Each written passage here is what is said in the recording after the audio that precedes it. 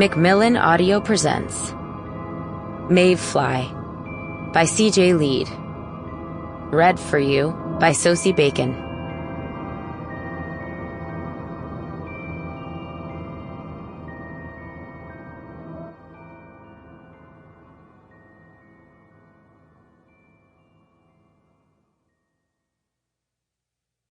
Dedication. To Kyle, for staring joyfully into the void with me every day. I am a sick man. I am a spiteful man.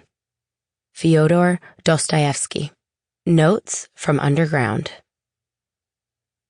My kind of debauchery soils not only my body and my thoughts, but also the vast starry universe, which merely serves as a backdrop.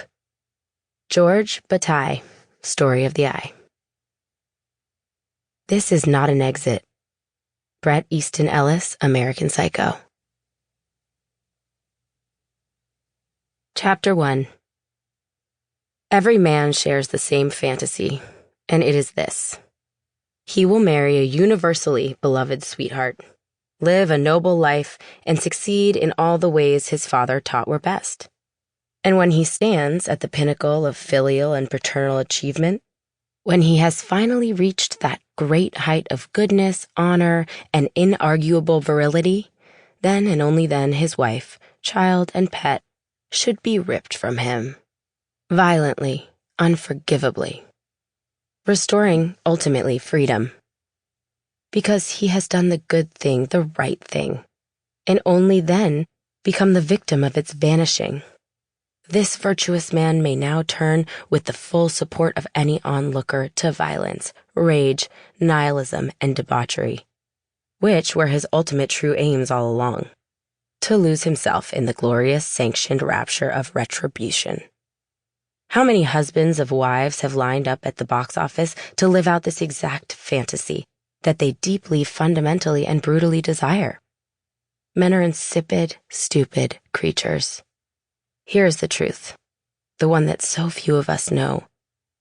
You do not need a moral and noble story to do what you want. You do not first need to be a victim to become a monster. Your loved ones need not be taken from you so that you might drink and brutalize and chase the sublime. Life is fleeting and meaningless, and crying to be seized from behind and fucked into obscurity. This is my story, and you cannot control it. No more than you can the ever-lower dangle of your sex or the warming of this fat, lazy prison rock floating in the semen-splotched dark. My name is Maeve Fly. I work at the happiest place in the world. Chapter 2. Kate and I kneel opposite each other in the Ice Queen Castle room, costumed in our uniform princess dresses, as we are every day. I watch as a single bead of blood plops and then another from Kate's nose down to the head of the child sitting in her lap. Kate is beautiful and hungover, and she is a dulled but still precious gem in a dark and faux Nordic cave of artifice.